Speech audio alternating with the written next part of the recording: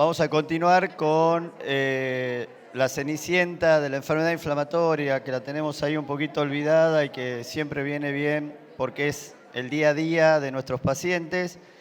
El tema que continúa es la importancia de optimizar el tratamiento con mesalazina y lo van a abordar dos expositores al mismo tiempo, o sea que no sé cómo es la dinámica.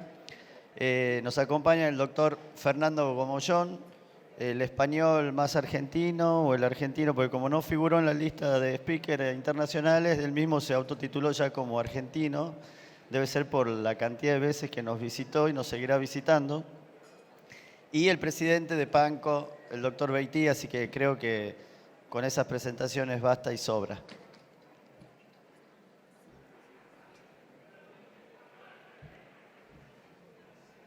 Qué honor compartir con este maestro y amigo esta parte para hablar de la mesalazina, como decía Abel, un producto al que le agradecemos todos los beneficios que le da a nuestros pacientes. Y bueno, como yo sé que a este maestro le encanta hablar de historia, ¿por qué no hablamos un poquito de la historia de la mesalazina, doctor? Nos vamos a dar prisa para que el intervalo no llegue inmediatamente. Bueno, para esta conferencia de que vamos a tener conflicto de interés, el problema que tenemos con la mesalazina es que, como han visto ustedes, ahora no está de moda. Entonces, en cuanto dejamos de hablar de biológicos, nos vamos de aquí. Y en las presentaciones anteriores hemos visto algunas informaciones que yo cuestiono seriamente. Por ejemplo, se nos ha puesto como fundamentales absolutamente los estudios que se han publicado en gastroenterología, en clínica, gastroenterología y patología en forma de carta en el año pasado, hablando de que la remisión neta que tenemos de los pacientes con colitis ulcerosa tras un brote inicial es, a lo largo del año, pues tenemos una remisión neta del 20%, del 25%. Bueno, yo no sé los pacientes que ven en Nueva York, no los conozco, pero eso es absolutamente falso, o sea, ni muchísimo menos. La remisión neta que tenemos en los pacientes con colitis ulcerosa que vemos en la consulta a lo largo del año es alrededor del 80%. Y nos queda un 20 o un 15% de pacientes que tienen problemática y que tenemos que tratarlos de otra manera. Y esto es en gran parte porque ya cuando se habla de la remisión neta o de estos conceptos se olvida la mesalazina y se olvida la salazopirina y se olvida que hay muchas colitis ulcerosas que nunca requieren el uso de biológicos. Bueno, la historia de la mesalazina empieza con Nana Svars, que es la primera profesora titular catedrática de farmacología que hubo en Suecia, y Nana Svars, trabajando en un laboratorio en aquel momento, en colaboración con un laboratorio que se llamaba Farmacia, pues, y tenía unos antecedentes curiosos en el laboratorio, pero eso lo dejamos para otro día, pues desarrolló una molécula que tenía como objetivo tratar la artritis reumatoide del rey de Suecia, básicamente. O sea, el rey tenía un proyecto de investigación asociado al mismo, evidentemente les dieron el presupuesto, no hubo un problema especial para conseguirlo, y entonces lo que hicieron es utilizar una tecnología que venía de la industria de colorantes y juntaron con un enlace azo, un enlace que se utiliza muchísimo en la génesis de colorantes, dos moléculas, una sulfamida, que se acababan de descubrir unos años antes, eran los primeros quimioterápicos, porque no son antibióticos, sino quimioterápicos, no están producidos por seres vivos, los primeros agentes antimicrobianos realmente eficaces que se utilizaron en medicina, que estaban descritos por Domske en Alemania en 1932. Y entonces ellos pensaban que la artritis reumatoide era una enfermedad infecciosa, y lo que hacían es intentar dar un fármaco antiinfeccioso, que es la salazopirina, y luego los pacientes con artritis reumatoide lo que sufrían más es de dolor, y pensaron que con un analgésico asociado mejorarían, y utilizaron un salicilato que no es un analgésico, la enfermedad tampoco es una enfermedad infecciosa, y sin embargo la salazopirina se sigue utilizando hoy como agente modificador de la enfermedad en la artritis reumatoide porque de alguna forma modifica la respuesta inmune y mejora la artritis reumatoide. Y al dárselo a los pacientes, observaron que algunos pacientes que tenían diarrea por una colitis mejoraban con la salazopirina. Entonces esto se introdujo en el mercado. Y la salazopirina ahora es la piedra angular del tratamiento de la colitis ulcerosa. Entonces, si uno quiere ver lo que es una piedra angular, lo mejor es pasearse por Cuzco y ver las piedras que todavía soportan los edificios. En Cuzco, algunas de esas piedras, como saben ustedes, son piedras enormes talladas que están talladas lateralmente para que encajen unas con otras, encajen y queden perfectamente unidas, y todos los edificios que tienen construidos por encima están construidos por los españoles después, sobre los muros que habían construido los incas, que a su vez habían copiado esta tecnología, aunque os parezca mal lo de copiar, de los aymaras, que habían desarrollado anteriormente la tecnología de recortar grandes piedras, como se pueden ver en Tiwanaku, ¿no? Entonces, la molécula es esta de aquí, y de la historia podemos decir, resumido, que se empezó a utilizar la salazopirina y que muchísimos años después, en el año 1977, se consiguió demostrar que la parte realmente activa en la colitis ulcerosa es el 5-aminosalicílico, y lo que tenemos que conseguir es que el 5-aminosalicílico llegue a la mucosa inflamada, que es donde actúa. Y lo que sabemos ahora, para resumir toda la historia de esto, es que muy probablemente actúa modificando la microbiota, una cosa que ni se sospechaba, ¿no?, por un mecanismo mucho más complejo que lo que se sospechaba inicialmente. Y ya dejo de enrollarme con la historia, vamos al 5-aminosalicílico, Guillermo. Sí, la siguiente pregunta sería, entonces, la doctora... Aquí arriba. Ok, la dosis, lo comentaba el doctor Catalán, probablemente estamos cometiendo errores usando dosis más bajas. La dosis que deberíamos entonces indicar, estamos de acuerdo, doctor Gomollón, tanto en la crisis como en el mantenimiento, sería 4, 4.8, dependiendo de la presentación, 2 en el mantenimiento. Y justamente este es trabajo bastante viejo, pero sigue siendo muy bueno. El Axen nos dice justamente la respuesta cuando utilizamos esa dosis de 4, 4.8, a diferencia del momento en que usamos una dosis menor. Y entonces nos dice como conclusión el trabajo que dosis altas de 5-ASA son más eficaces para inducir la remisión y que no hay más efectos adversos con estas dosis altas. Algo importantísimo que debemos grabar, tengamos mucho cuidado con el subtratar porque pudiéramos estar cometiendo ese error y hay que corregirlo sobre la marcha. Pero queremos revisar algunos consensos. Estamos trabajando definitivamente en enfermedad inflamatoria intestinal y aquí lo tenemos. Nuestra guía práctica de PANCO en el 2022, justamente decidimos que la dosis oral del aminosalicilato para la inducción debe ser al menos 2.4 gramos y en algunos casos se puede utilizar la dosis igual o mayor a 3 gramos al día, coincidiendo con lo que expresa GADECU en su consenso y la Organización Europea de Cronicolitis, que nos dice justamente que tanto para el mantenimiento como para la inducción debemos utilizar las dosis óptimas y no subtratar.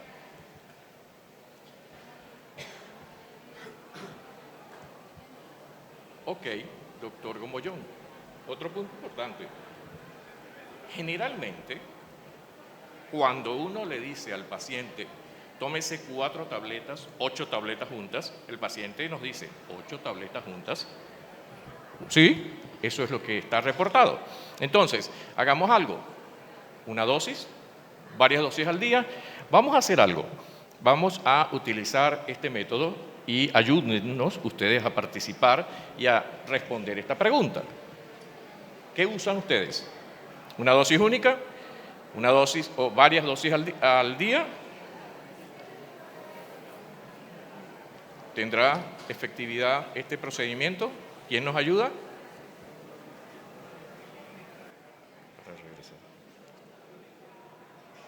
¿Respuestas? Bueno, como que vamos a tener que ir a la técnica tradicional. Por favor, levanten la mano los que utilizan una sola dosis. Una sola dosis, felicitaciones. Levanten la mano los que utilizan dosis fraccionada. Bueno, pocos, pero vamos bien. Yo creo que es una buena respuesta, indiscutiblemente. Seguimos. Ok, justamente este trabajo lo que nos dice es que la dosis del aminosalicilato una vez al día da mejores resultados y eso probablemente está relacionado con la buena adherencia al tratamiento, con lo confortable que se siente el paciente cuando hace esta indicación.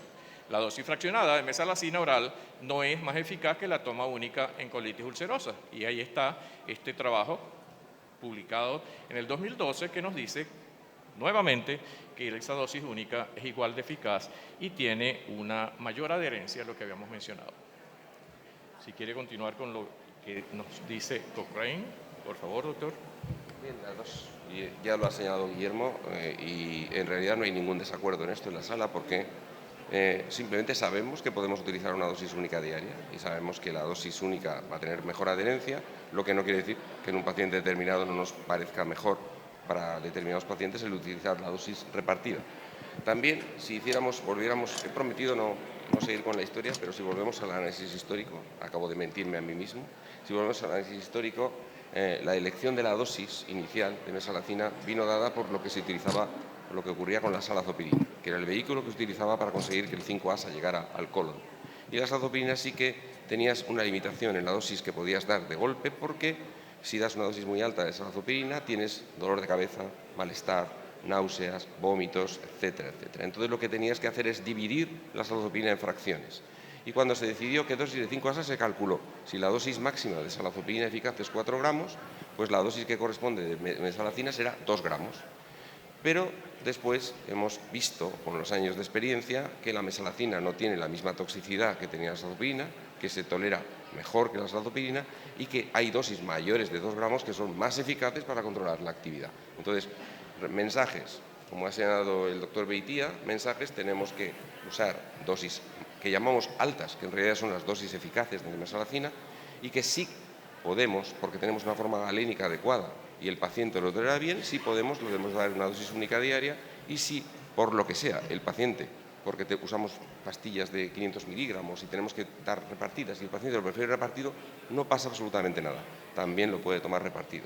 Algunos pacientes a veces siguen teniendo cefalea con una dosis muy alta de mesalazina y sin embargo se la repartes y no tienen la cefalea. Entonces hay que ser flexibles, pero el concepto que tenemos claro es que se puede utilizar una dosis alta. Y luego nosotros no revisamos todas estas evidencias de la Cochrane y de todos los trabajos que había cuando hicimos la segunda edición de la guía de colitis ulcerosa en España, que es la que después ha sido extendida y mejorada con la guía ADECU que se publicó en el 2022, y al revisar toda la evidencia vimos que realmente dosis mayores de 3 gramos eran mejores para inducir la remisión y que en los pacientes que han tenido una situación difícil de la colitis no hay ningún inconveniente en que la dosis de mantenimiento sea la misma que hemos utilizado en la remisión.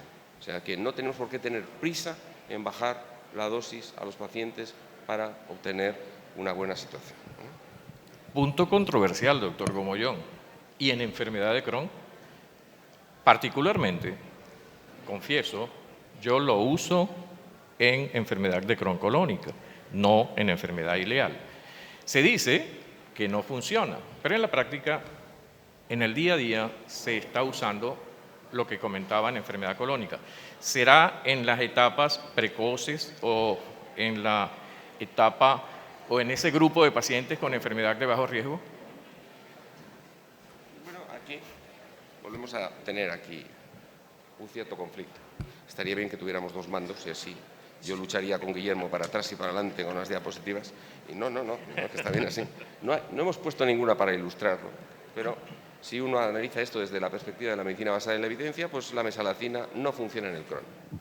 Se repite muy a menudo que la salazopirina funciona en el Crohn de colon basándose en los datos del estudio del National Crohn's Disease Study que se hizo en 1979.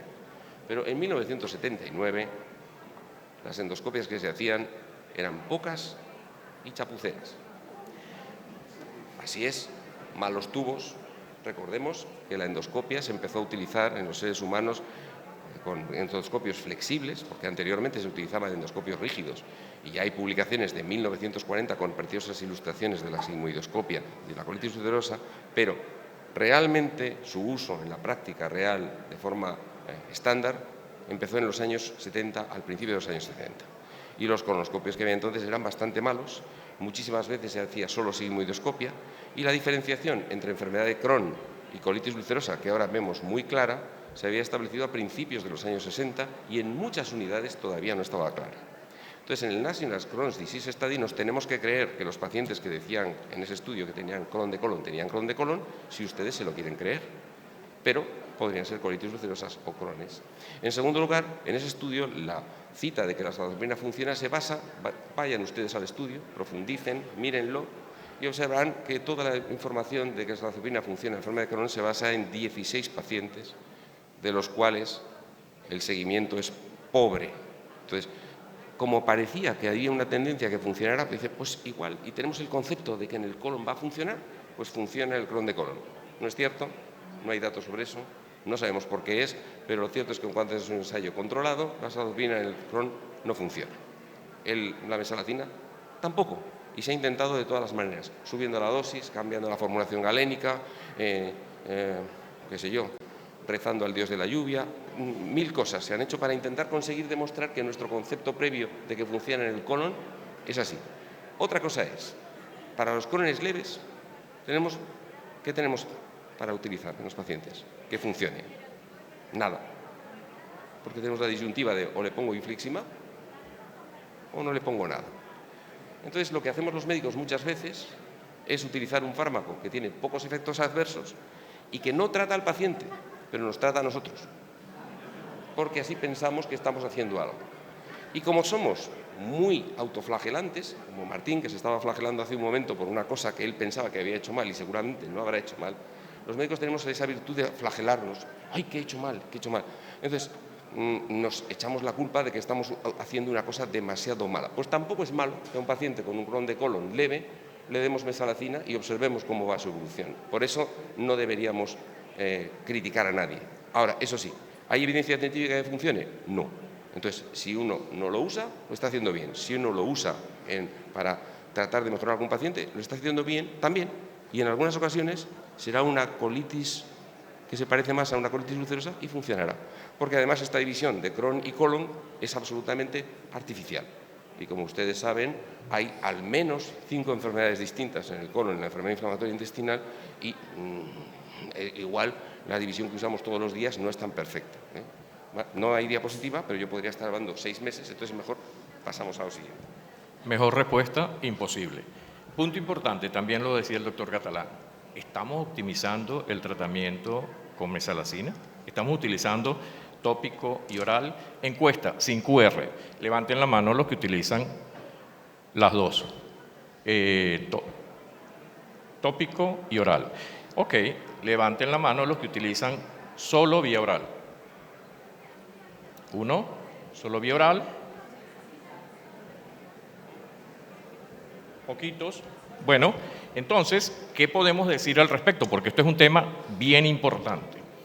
Aquí tenemos un estudio publicado en el 2014, terapia combinada oral y rectal con mesalazina para el tratamiento de la colitis ulcerosa moderada leve, alivio rápido de los síntomas. Y tenemos entonces que nos dicen que la combinación funciona, el estudio PRINCE, la tasa de remisión fueron significativamente mayores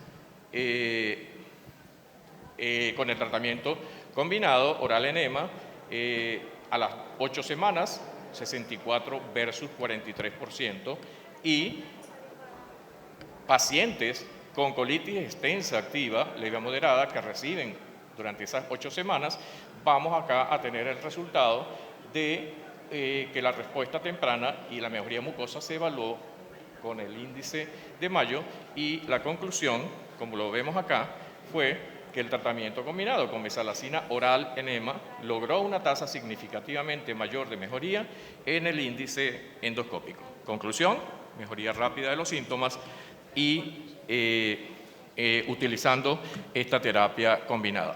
Tenemos entonces acá, en el 2021, nuevo, reciente, la eficacia de la combinación versus el tratamiento aislado. Como vemos, los resultados nos dicen que definitivamente funciona la terapia combinada. Conclusión, terapia combinada de 5-ASA y tópica es preferida para la inducción de la remisión en colitis ulcerosa izquierda o extensa, y la terapia tópica es preferida en proctitis y proctosigmoiditis leve a moderada. ¿Usted conoce ese grupo, GTQ? ¿Lo ha oído nombrar? Ok, pues sí. Excelente trabajo, hermanos, muchísimas gracias por todo lo que hacen. Nos hacen en el 2020, un consenso y formulan varias preguntas claves que no debemos olvidar. ¿Qué fármacos de administración tópica son más eficaces en la colitis ulcerosa? Respuesta: la mesalazina tópica es más efectiva que los esteroides tópicos para obtener la remisión clínica endoscópica e histológica. ¿Cuál es el tratamiento de inducción de remisión en proctitis y en colitis izquierda? En proctitis, 1 gramo al día de mesalazina en forma de supositorios es el tratamiento de elección para los casos de actividad leve a moderada. Y en colitis izquierda, leve a moderada, debe tratarse inicialmente con un enema de mesalazina de 1 a 4 gramos día, junto con la mesalazina oral, dosis, como las hemos mencionado, óptimas para no subtratar. La pregunta: ¿cuál es el papel de la terapia tópica en el tratamiento de la colitis ulcerosa extensa activa? La respuesta: la colitis extensa con actividad leve a moderada debe tratarse inicialmente con mesalazina oral a dosis iguales o superiores a 2.4 gramos al día, que se debe combinar con mesalazina tópica, dosis iguales o superiores a 1 gramo día, si se tolera, para poder aumentar la eficacia del tratamiento. Resumen: aunque un elevado porcentaje de pacientes con colitis ulcerosa debería recibir tratamiento tópico por vía rectal, los estudios de la práctica clínica que nos dicen que esto está infrautilizado. Ok, pero vamos a relajarnos un poco. Le voy a hacer una pregunta no médica, pero usted va a responder sin parcialidad. ¿Cuál es la ciudad más hermosa de España?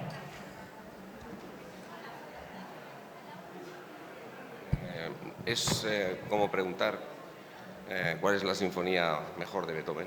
No es posible responder.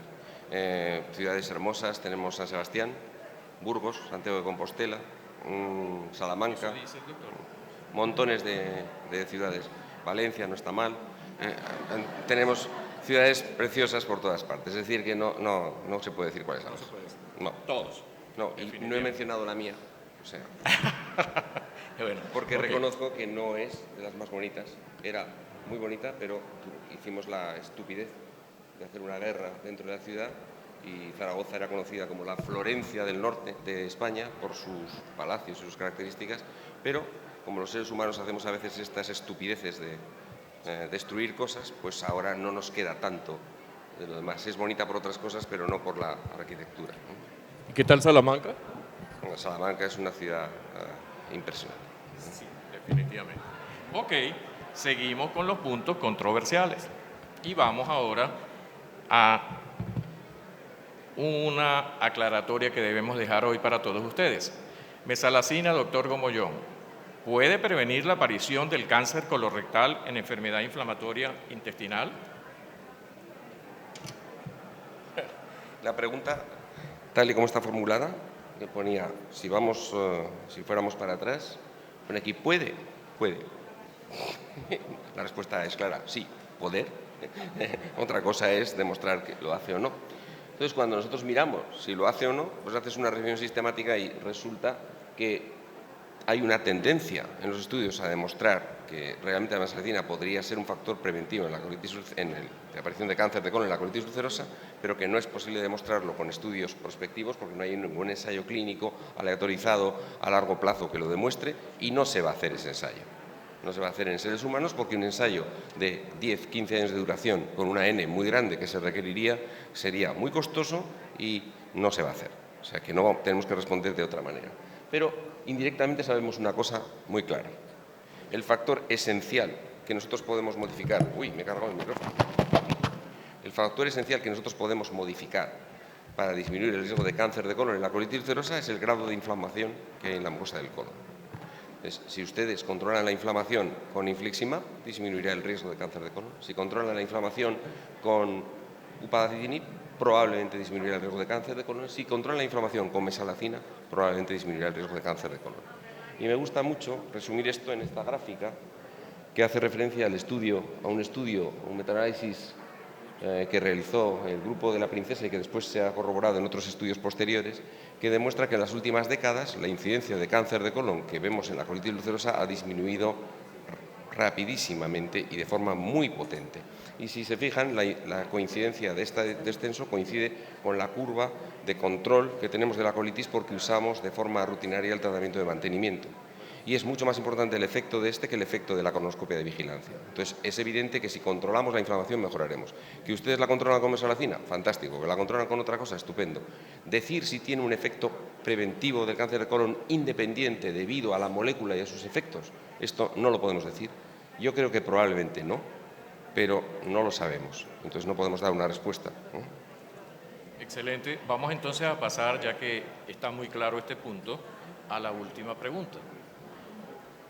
La adherencia al tratamiento, doctor Gomollón. Tenemos que trabajar muy duro esto. ¿Qué comentario podemos hacer rápidamente? Porque ya el doctor Abel nos está diciendo que el tiempo, pero ojo, como la doctora María Teresa Galeano protestó, nosotros también 2 minutos. ¿Ahí? Ok. ¿Qué comentario hacer para que quede entre toda esta audiencia excelente cómo manejar la adherencia? ¿Tenemos buenos porcentajes de adherencia al tratamiento? No. No tenemos buenos porcentajes de adherencia, como con ningún fármaco, pero la audiencia no solo es excelente, sino que creo que tienen todos buena memoria. No he visto, vamos, y lo discutimos esto ayer. No vamos a insistir demasiado. El punto clave es que el paciente esté convencido de que necesita la mesalazina. Independientemente de los problemas de acceso, de coste, etcétera, que esté convencido de que necesita la mesalazina. Y para eso lo que tenemos que hacer es un trabajo de comunicación con el paciente específico, que muchas veces, como Pauli nos diría, dependerá también de las enfermeras más que de nosotros, y de mejorar esa adherencia. Y tenemos que conseguir el convencer al paciente, que el paciente esté convencido internamente de esto. Y esto ya es una cuestión de habilidades y de técnica que tenemos que ir mejorando con el tiempo, creo yo. Sí. Tenemos ahí un montón de ideas sobre eso, pero es esto de modificar al paciente lo que necesitamos. Y lo demás es menos importante. Lo de la dosis diaria, la accesibilidad, todo esto contribuye, pero contribuye en pequeños porcentajes. Sí, para cerrar, ya por cuestiones de tiempo, les comento nuestra experiencia como Grupo Venezolano de Enfermedad Inflamatoria Intestinal. Hicimos un trabajo que publicamos en el primer congreso de PANCO en Guadalajara, 47% de adherencia. Nos preocupamos, ¿qué hacemos? Nos reunimos y, bueno, comenzamos a hacer reuniones con pacientes, congresos de pacientes, el club de pacientes, con el nutricionista, con el profesor de yoga, y ojo, como que la cosa estaba dando resultados. Hicimos una consulta que comunitaria la llamamos. Los martes, los jueves, hacemos consulta de enfermedad inflamatoria intestinal y reunimos a todos los pacientes, la consulta de control por supuesto, no la historia de primera, reunimos a todos los pacientes con una escala del 0 al 10 y le vamos preguntando ¿cuántos puntos tiene usted? ¿Cuántos puntos tiene usted? ¿Qué es lo que pretendemos con esta consulta? Que los que tienen 5 aprendan de los que tienen 10 y, ojo, acabamos de presentar en este congreso un trabajo de adherencia y cambió la cifra de 47 a 58%. Tenemos que educar definitivamente a nuestros pacientes con ese personaje fundamental con quienes estamos haciendo un diplomado de enfermería que nos llena de entusiasmo, junto a ellos, educando a esos pacientes esa parte holística tan importante, esas alteraciones psicológicas que debemos controlar y lograr la meta. Se puede alcanzar. Yo creo que es momento de concluir y lo hacemos de la siguiente forma. 5 ASA. Primera línea, en colitis ulcerosa leve y moderada. Uso controversial, queda demostrado en enfermedad de Crohn colónica. Terapia combinada, no lo olvidemos, es superior. Cuidado con subtratar, se puede estar haciendo, utilizando dosis más bajas a las indicadas en crisis de mantenimiento. 5 ASA, efectos anticáncer, controversia y debemos educar al paciente para mejorar la adherencia y por su atención, muchísimas gracias.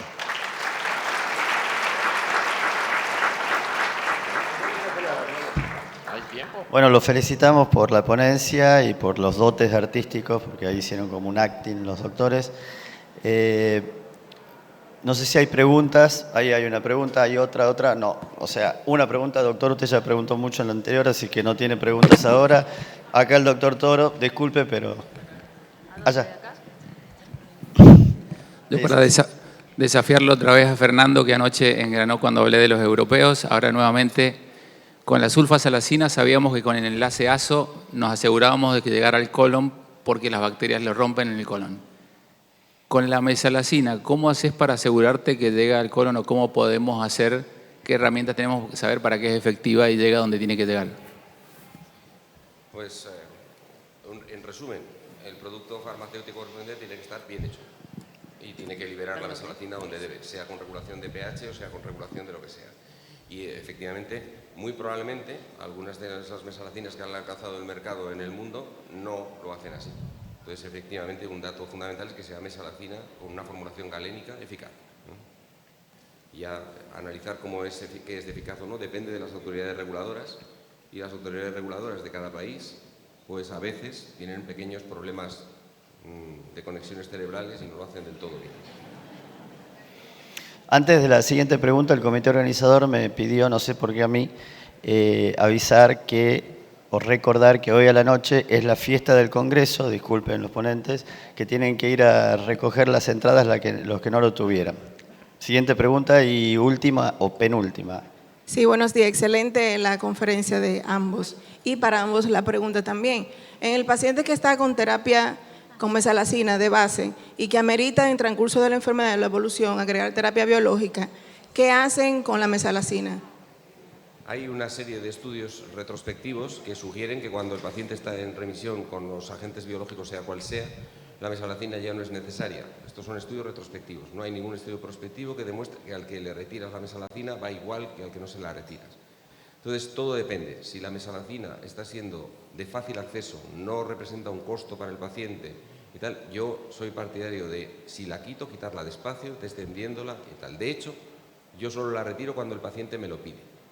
Si no, no la retiro. Porque los pocos beneficios que me puede dar son a un coste muy bajo. Entonces, no veo una necesidad imperiosa de retirarla. Pero hasta ahora, la evidencia científica que hay es que si la retiras, la probabilidad de que eso represente una desventaja para el paciente es muy escasa, excepto en las personas que tienen una enfermedad distal en la cual a veces los agentes biológicos o los inmunosupresores no terminan de controlar los síntomas rectales y la mesalacina rectal sí lo hace. Entonces, algunos pacientes, la combinación de una terapia tópica más con mesalacina más el agente sistémico biológico controla mejor la enfermedad. Y esto ya lo observamos en los tiempos de la azatioprina, se mantiene ahora en los tiempos de los biológicos. Última pregunta. Bueno, señor presidente del Congreso. Excepcionalmente hay pacientes que responden mejor a la sulfasalacina que a la mesalacina. En realidad, en la comparación hay una diferencia no significativa, un poquito a favor, en una de las comparaciones a favor de la sulfasalacina. Y en mi experiencia hay pacientes que de golpe no responden a la mesalacina y sí a la sulfasalacina. Bueno, es perfectamente posible, Juan, porque el problema es que el sistema de liberación, como ha comentado Martín, no es perfecto y es posible que en una persona la sulfasalacina esté funcionando mejor. Pero los ensayos en los que se comparan las dos están sesgados, siempre, porque los pacientes que se introducían en el ensayo eran aquellos que antes habían tolerado la azatioprina. Y entonces eso es un sesgo a favor de la azatioprina en los ensayos comparativos. De la sulfasalacina. Claro, porque no se incluían los pacientes que comentaban intolerancia previa a la sulfasalacina. Entonces, esa equivalencia de eficacia debería demostrarse desde el paciente cero, y esto no se ha hecho. Y creo que paciente por paciente a veces vale la pena probarla, y cuando no responde a la mesalacina. Y hay un trabajo chiquito, interesante, en sulfasalacina en pauchitis. Y en mi experiencia personal y en ese trabajo que es chiquito, hay pacientes que no responden a los antibióticos. Y me parece que ahí la sulfasalacina oral en pauchitis. Sí, definitivamente las dos son buenas y lo que yo le digo a mis pacientes, si tenemos las dos, usen mesalacina. Si solamente hay sulfasalacina, pues ni modo, hay que tomarla. Sabemos que tiene más efectos colaterales y eso, por supuesto, es un elemento en contra y que nos hace hablar más sobre los beneficios de la mesalacina. Le dejamos preguntar a Jimena, aunque el café se retrase un poquito. Muchas gracias. Es cortita la pregunta y es práctica. La duda es, en pacientes que logran la remisión con mesalazina de 4 gramos y remisión clínica, bioquímica, calprotectina normal, queremos tener una endoscopía en remisión para bajar la dosis a una dosis de mantenimiento, y si bajamos de a escalones, hacemos 3-2 o ya que está bien, vamos a 2. No creo necesaria la colonoscopia para tomar esa decisión, porque la calprotectina, siempre que las cifras de calprotectina estén en los extremos, es decir, sea claramente normal, es suficientemente válida para predecir un Mayo cero, que es lo que el doctor Barreiro exigiría específicamente. Y si reduces de 4 gramos a 2 gramos, puedes reducir de golpe, no hace falta que hagas una reducción paulatina. La decisión de si reduces o no la dosis se debe basar en la gravedad previa de la colitis del paciente. Si el paciente, por ejemplo, está usando mesalazina como terapia de mantenimiento de un paciente que ha requerido corticoides para inducir la remisión, debes mantener la dosis alta, porque la probabilidad de que se controle con mesalazina es baja y es un riesgo bajarla. Si la colitis ha sido inducida a la remisión solo con mesalazina y el paciente está en esa situación, yo bajaría la dosis con toda tranquilidad y la bajaría justo a la de 2 gramos y de golpe, no haría bajadas paulatinas. Siempre que haces bajadas de dosis, si dispones con facilidad de calprotectina, lo que debes hacer es un control precoz de la evolución con un dato objetivo con la calprotectina. Y, por ejemplo, has hecho una bajada de dosis, a los 3 meses determinas la calprotectina y eso te permite ver si lo estás haciendo bien o no en ese paciente. ¿Alguien tiene otra pregunta? Es chiste, ya sé. Chao.